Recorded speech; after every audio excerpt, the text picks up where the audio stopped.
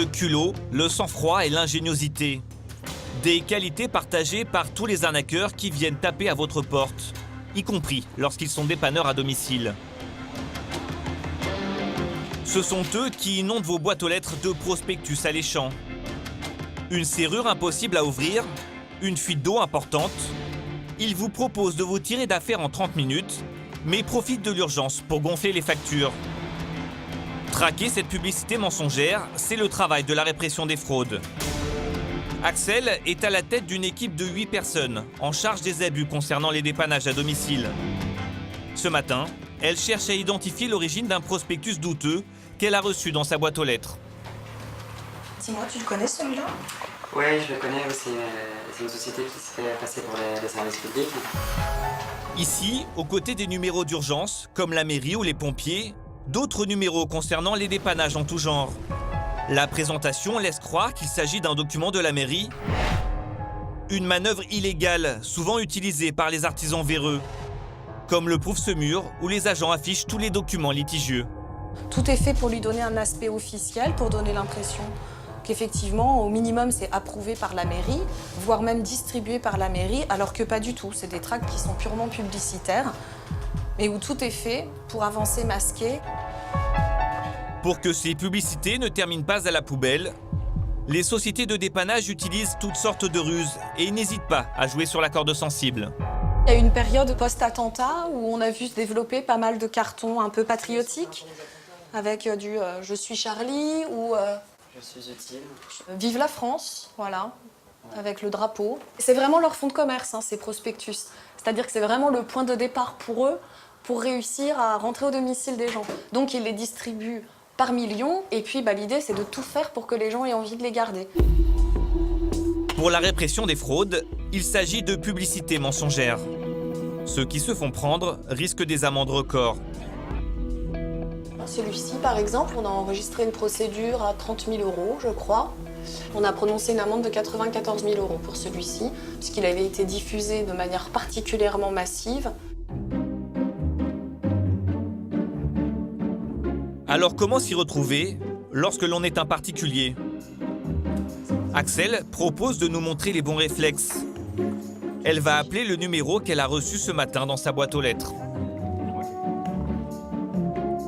Dans un premier temps, on se fait passer pour des consommateurs qui va lui demander qui il est. Ouais, un problème de porte bloquée, par exemple. Oui. Ah,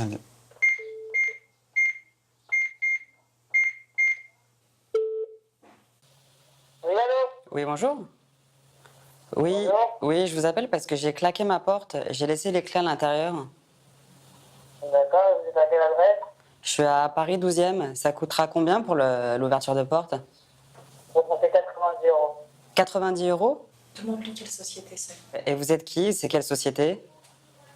Mais pourquoi autant de questions, monsieur, quand vous demandez à différents renseignements? Si on vient sur place, vous avez fait quoi de la société et tout? Désolé, merci, au revoir. Allô? Bon voilà, vous avez un exemple typique de la personne, on lui demande simplement « mais vous êtes qui ?» Qui vous dit « mais pourquoi vous me posez ces questions? Moi j'ai pas à répondre à vos questions » et qui vous raccroche au nez. Donc voilà, c'est quand même un réflexe à avoir pour les consommateurs. Quand vous appelez un numéro, commencez par dire « mais au fait, qui êtes-vous » Si la personne elle est réticente à vous donner son identité, bien évidemment, vous raccrochez, vous donnez pas suite. Mais beaucoup de particuliers n'ont pas ce réflexe. L'année dernière, plus de 5000 plaintes ont été déposées pour ce type d'arnaque. Un fléau qui nuit aux vrais artisans qui perdent peu à peu la confiance des consommateurs. Du coup, à l'intérieur de la profession, la riposte s'organise. Nous sommes dans le nord de Paris. Bernard dirige depuis 35 ans une société qui vend des clés et des serrures. Il a peur que ces escroqueries nuisent à son business. Alors il a lancé un label pour distinguer les artisans dignes de confiance. Il les sélectionne avec Sébastien, son salarié. Où est-ce qu'il nous manque des partenaires? Dans le 10e. Dans le 10e? Il a déjà trouvé 175 artisans dont il est sûr. Pour en trouver d'autres, il se transforme en détective. Voilà, là il y a un point fort fiché, donc ça peut être une cible. Il faut vérifier tout simplement chez Fichier. Attendez 2 secondes, on va vérifier tout de suite, voir si c'est pas un gros mensonge. Non, c'est un vrai point fort, donc là, il n'y a pas de problème. Lorsqu'il a un doute, il a un truc tout simple. Une rapide vérification de l'adresse du professionnel. Regarde ça, il y a un type, il s'est appelé Fichier aussi, mais avec une autre orthographe. FI 32 rue. Tiens, juste pour savoir, j'en avoir le cœur net, 32. Qu'est-ce qu'il y a à cette adresse? Bon, alors là, c'est très très clair. Et là, voilà, le gars, il dit qu'il est serrurier, moi j'arrive et je suis sur un Franprix, quoi. Il y a de fortes chances qu'en appelant ce numéro de téléphone, on tombe sur absolument une boîte peu fréquentable, en tous les cas, pour un client. Donne-moi une adresse tout de suite, on va vérifier. Et ce n'est pas tout. Au hasard. Bernard a repéré une autre entreprise qui a de nombreuses adresses. Quand on regarde quelles sont les adresses qui sont enregistrées au nom de cette entreprise, on voit que cette société-là a déclaré plusieurs dizaines d'adresses, chaque fois avec le même numéro de téléphone, dans le 10e, dans le 12e, dans le 14e, le 15e, le 16e, le 18e, etc. Tous les arrondissements de Paris y passent. Vous avez 80 établissements qui sont enregistrés au nom de cette entreprise, partout en Île-de-France. 80 adresses, mais un seul numéro de téléphone. Sur le principe, rien d'illégal. Mais pour Bernard, il s'agit sans doute d'un centre d'appel.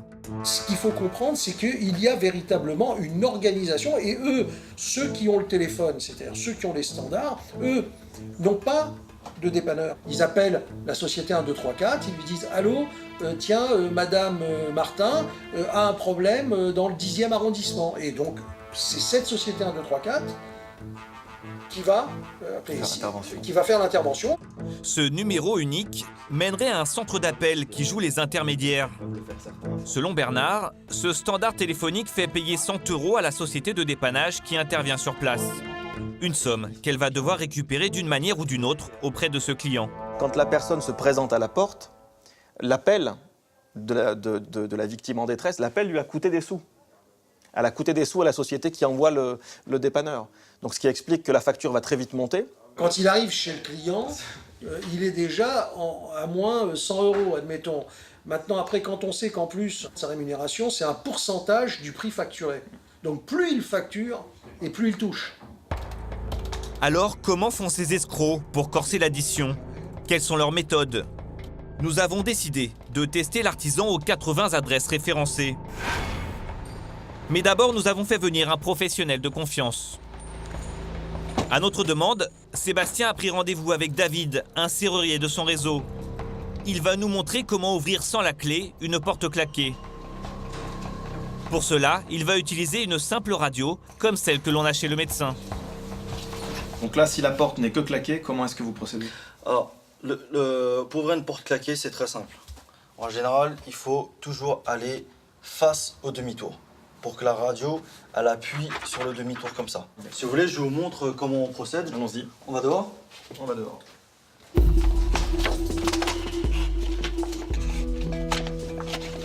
Hop, et vous remontez. Vous voyez qu'il n'y a rien qui gêne? Une ouverture express, sans dégâts sur le matériel. Et voilà. La porte, elle est ouverte, donc ça nous a pris quoi? 30 secondes. Coût de l'opération, 100 € tout compris. Avec cet élément de comparaison, nous pouvons maintenant appeler l'artisan aux 80 adresses dans les pages jaunes.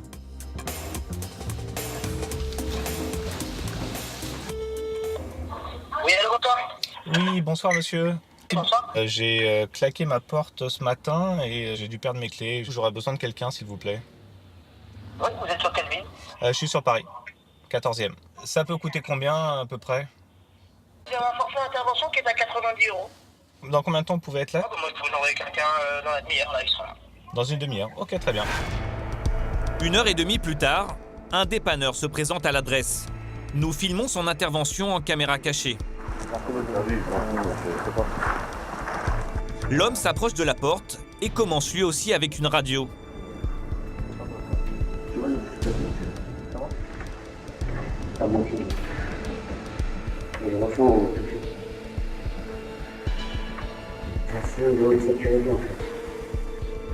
Selon lui, la serrure serait ultra performante. Nous avons pourtant vu un autre serrurier l'ouvrir en 30 secondes. pièce, et comme ça se donne de sécurité, il y a des chances qu'il se bloque, comme si c'était un scénario utilisé ça, les pièces se bougent. Comme dans une pièce de théâtre, l'homme suit un scénario bien ficelé pour faire gonfler la facture. Premier acte, il renonce à ouvrir avec la radio. Il propose de forcer la serrure. Sur ce type de porte-là, là, la façon dont elle doit ouvrir, on fait 280 €. Ça, c'est le prix d'ouverture. Hein, si tout fonctionne, nickel, vous avez été l'ouverture à payer, il n'y a aucun problème. Par contre, si les pièces sont dégradées, il faut raconter les pièces un en plus. Et la pièce, donc si ça casse et qu'il faut changer la pièce, ça coûte combien en tout? Je fais une base de matériel, il faut compter, ouais, dans les 600 € facile, ouais. Facile. On est loin des 90 € annoncés au téléphone, et ce n'est pas fini. Deuxième acte, avec un marteau et un tournevis, l'homme s'attaque à la serrure.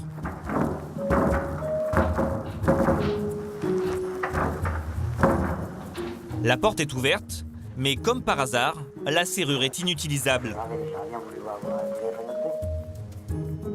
à fond, là, vous êtes obligé, parce que vous claquez la porte, vous ne pouvez plus ouvrir, même avec le statique. Ouais, le complet, tout ce qu'il y a là, il faut le changer. D'accord. Et ça, du coup, ça coûterait combien de faire tout ça? C'est bon, je vais vous faire un vide. Troisième acte, l'homme sort sa calculette et se lance dans un calcul rapide. Tout compris DPC avec l'ouverture de poste, ça fait 1111 €. On n'est pas très loin de ce que je vous dis au départ, monsieur. 1111 €, soit plus de 12 fois le prix annoncé par téléphone. Nous faisons mine d'hésiter, alors l'escroc nous propose lui aussi d'arnaquer notre assurance. Je vous fais le pas si c'est quelqu'un vous avez rien à dire. Je vous fais une dérogation. Vous avez déposé quand? Vous expliquez ce que c'est. Et là, l'assurance vous rembourse 90 €. Nous avons choisi d'aller au bout de la démonstration et laisser l'escroc nous installer cette nouvelle serrure.